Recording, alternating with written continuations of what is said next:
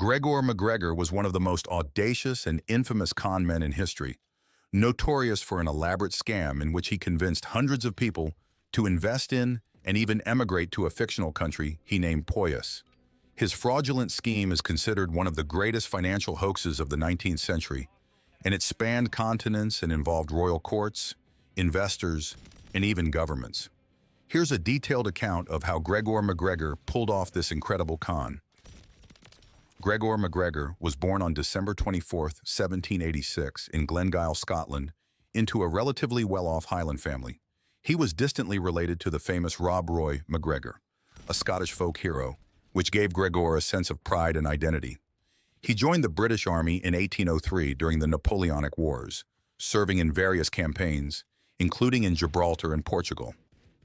MacGregor was described as ambitious and charismatic, but prone to embellishment and exaggeration. After leaving the British Army in 1810, he briefly fought as a mercenary in the South American Wars of Independence, aligning himself with Francisco de Miranda and later Simón Bolívar in the fight against Spanish colonial rule. His military career in Latin America earned him the title of cacique, or prince, though the legitimacy of this title was later questioned.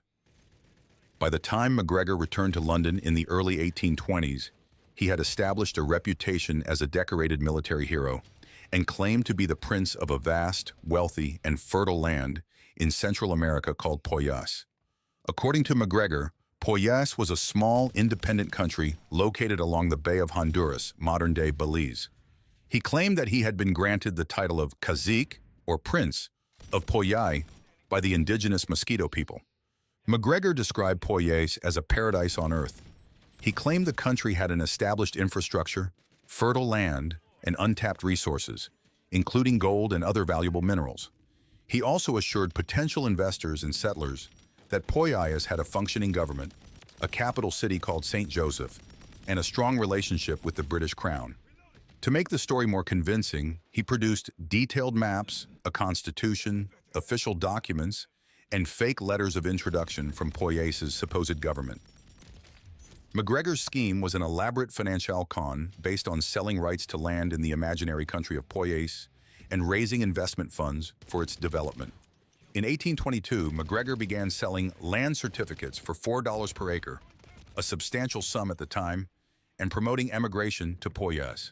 He targeted wealthy investors as well as middle-class families, presenting the investment as a once-in-a-lifetime opportunity. To further bolster the legitimacy of his fake country, MacGregor issued Poyaisian bonds in London in 1822 with a 6% interest rate. These bonds, which totaled over $200,000, a huge sum in the early 19th century, were sold to investors eager to capitalize on the resources MacGregor claimed Poyais had. This was an incredibly shrewd move, as government-backed bonds were a popular investment at the time, especially with Britain's growing influence in Latin America. MacGregor's talent for self-promotion was unparalleled. He convinced the public that Poyais was on the brink of becoming a wealthy, developed nation. He published a book titled Sketch of the Mosquito Shore, including the territory of Poyais, purportedly written by an engineer who had visited the region. The book described the land in glowing terms, noting that it had fertile soil, a benign climate, and an abundance of natural resources, including gold deposits and vast forests. This book became a key element of his deception. To further lure settlers, MacGregor arranged for glowing articles to be placed in newspapers, hired agents to promote emigration schemes, and gave presentations to groups of prospective settlers.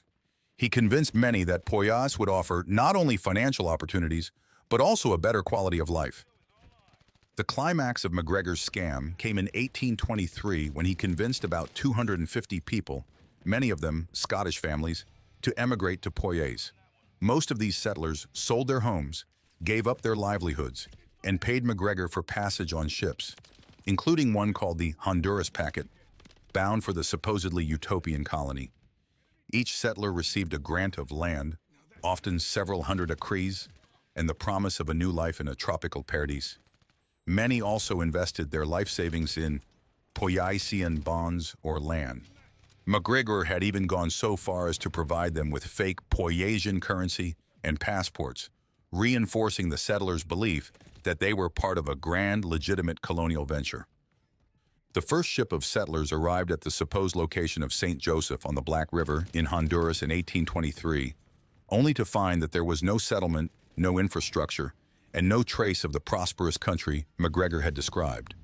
The area was uninhabited jungle, with no roads, farms, or buildings, let alone the grand capital that MacGregor had promised. The settlers were stranded in an inhospitable region, lacking basic supplies, shelter, or even clean water. Tragically, many settlers died of disease, starvation, and exposure.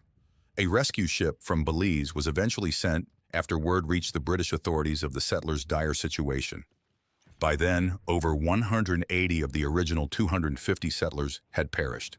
The survivors were evacuated back to Britain, destitute and broken. Despite the collapse of the Poyais settlement and the disastrous fate of the settlers, MacGregor initially avoided serious consequences. He fled to France, where he continued his con, raising more money from French investors and attempting to sell more bonds and land certificates for Poyais. In 1825, MacGregor even convinced French settlers to embark on another voyage to Poyais, though this attempt was intercepted before it could lead to further loss of life. Eventually, MacGregor's scheme began to unravel. News of the disastrous expedition spread, and questions were raised about the legitimacy of Poyais. French authorities arrested MacGregor in 1826, but he was later acquitted due to a lack of concrete evidence. After being acquitted in France, MacGregor returned to London in the early 1830s, still trying to revive the Poyais scheme, though with much less success. The financial markets had become wary of him, and the British press had turned against him, calling him a fraud. Nevertheless, MacGregor continued his attempts to sell Poyaisian bonds well into the 1830s, though they attracted little interest after the earlier debacle. By the 1830s, MacGregor had lost his ability to carry out large-scale financial frauds, though he managed to avoid arrest and lived out his remaining years in relative obscurity.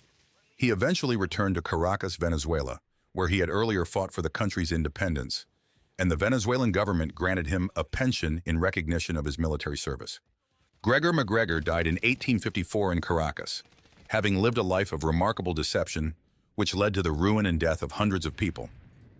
The exact financial losses caused by MacGregor's Poyais scheme are difficult to calculate, but estimates place them in the range of 200,000 to 1.3 million pounds in the currency of the time, equivalent to tens of millions today.